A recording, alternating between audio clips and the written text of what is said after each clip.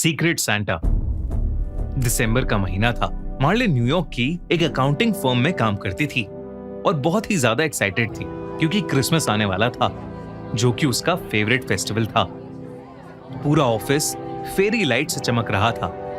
लोग Christmas tree सजा रहे थे और हर डेस्क पर सीक्रेट सैंटा के गिफ्ट्स थे। मार्लिन की डेस्क पर भी एक छोटा सा ब्लैक बॉक्स रखा था, शानदार ग्लॉसी पेपर और उसके फेवरेट पर्पल रिबन से सजा हुआ। मार्लिन ने बॉक्स खोला। अंदर एक छोटा सा क्रिसमस ट्री डेकोरेशन वाला सैंटा था।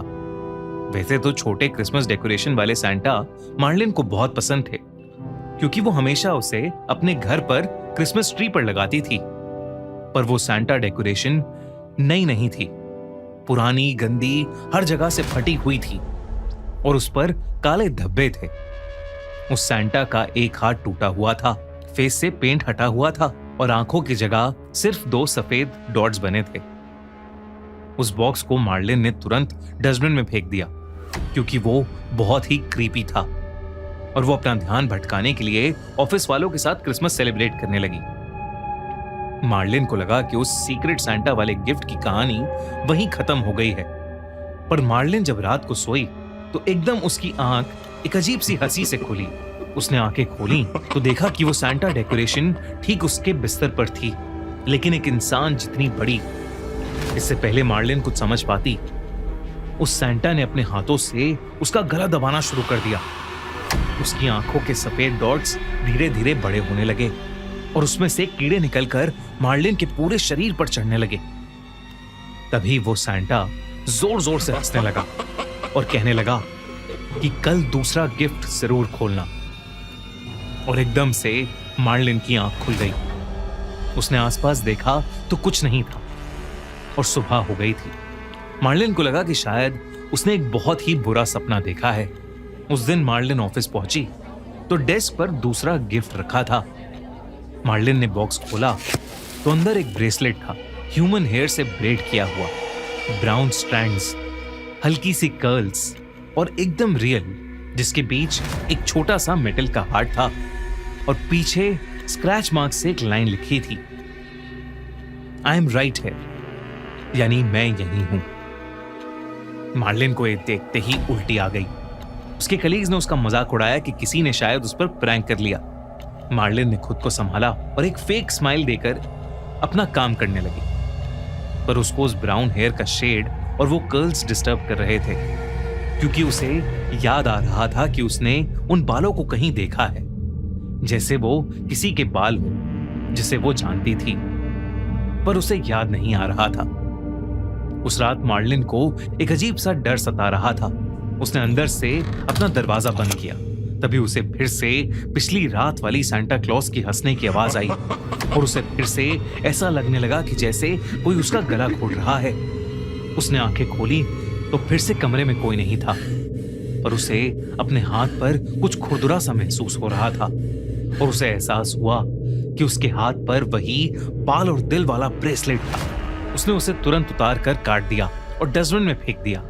तभी उसे वही सपने वाली सैंटा की हंसी की आवाज आने लगी, पूरे होशो आवाज में, वो भी उसके ड्राइंग रूम से। उसने अपना फोन निकाल के अपने दोस्तों को कॉल करने की कोशिश की, लेकिन उसका फोन ऑन ही नहीं हो रहा था।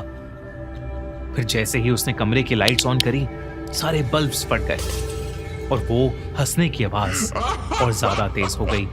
खुद को बचाने के लिए उसने पास में रखी कैंची हाथ में उठाई।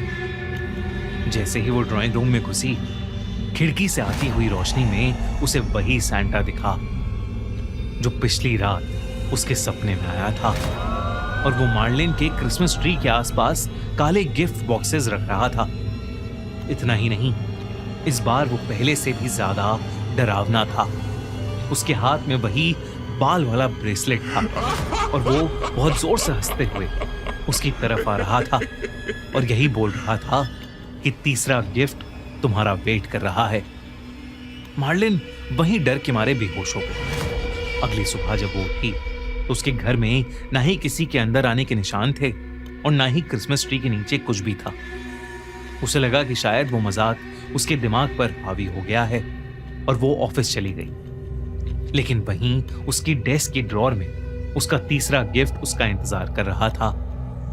बिना रैपिंग, बिना रिबन, सिर्फ एक पोलोरॉइड फोटो थी जो मार्लिन के बेडरूम की थी।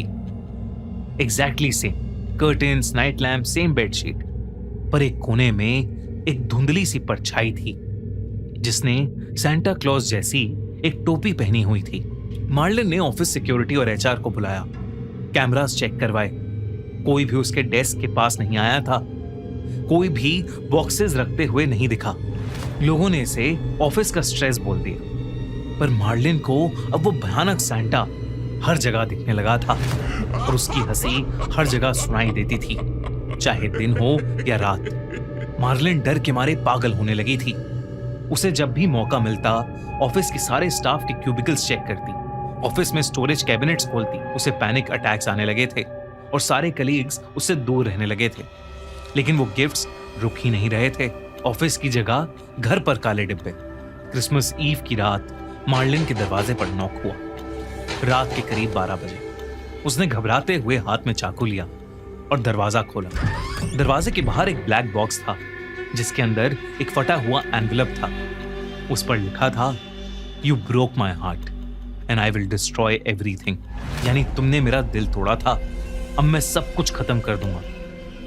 और उसके नीचे एक नाम था, रेनॉल्ड। रेनॉल्ड मार्लिन का एक कलीग था जो 1 साल पहले सडनली ठीक क्रिसमस के दिनों में रिजाइन करके गायब हो गया था। रेनॉल्ड मार्लिन को बहुत ज्यादा लाइक करता था। जब मार्लिन ने उसके ब्राउन कर्ली बालों के लिए उसे कॉम्प्लीमेंट किया था तो अगले ही दिन उसने उसे सीक्रेट सांता के गिफ्ट में एक लव लेटर और मैरिज रिंग देकर प्रपोज किया था, जिसे मार्लिन ने सीधा रिजेक्ट कर दिया था। और फिर उस दिन के बाद से रेनॉल्ड कभी वापस ऑफिस आया ही नहीं। वो नाम पढ़ते ही मार्लिन के हाथ कांपने लगे, उसका शरीर जम गया। वो समझ गई थी कि हर गिफ्ट, हर रैपिंग, वो छोटी सी क्रीपी सांता डॉल डेकोरेशन, वो ब्रेसलेट, सब रेनॉल्ड ने ही किया था। पर कैसे? तभी रूम में एक हवा का झोंका आया। उस ठंडी हवा में सड़ते हुए मांस की बदबू आने लगी। मार्लिन ने तभी अपने कान के पास किसी की सांसें महसूस की। वो धीरे से मुड़ी। उसके क्रिसमस ट्री के सामने रेनॉल्ड खड़ा था, उसी क्रीपी सांता डेकोरेशन की कॉस्ट्यूम में, और उसके साथ वो सारे गिफ्ट्स और बॉक्सेस थे जिन्हें मार्लिन ने जला दिया था। रेनॉल्ड बहुत ही भयानक लग रहा था, जैसे वो सालों से नहाया ना हो। उसका पूरा शरीर जैसे सड़ चुका था। उसकी बॉडी पर हर जगह मार्लिन लिखा था। वो धीरे धीरे मार्लिन के पास आया, ये कहते हुए कि मार्लिन का आखिरी गिफ्ट अभी बाकी है। मार्लिन बहुत घबरा चुकी थी। उसने पास पड़ा वास उठाया और रेनॉल्ड के सर पर दे मारा, पर वो उसके शरीर के आर पार हो गया। ये देखकर मार्लिन की रूह कांप गई। वो समझ गई थी कि रेनॉल्ड ने उसके प्यार में खुद को मार लिया था और अब वो उसे भी लेने आ गया था। इससे पहले कि मार्लिन कुछ कर पाती, रेनॉल्ड एकदम से उसके करीब आ गया। मार्लिन जोर से चिल्लाई। कुछ देर बाद मार्लिन की भयानक चीखें सुनकर उसके सारे पड़ोसी जमा हो गए और उन्होंने पुलिस की मदद से उसका दरवाजा तोड़ा। जब वो लोग घर में घुसे तो मार्लिन की लाश सोफे पर थी, आंखें पूरी काली और शरीर एकदम ठंडा।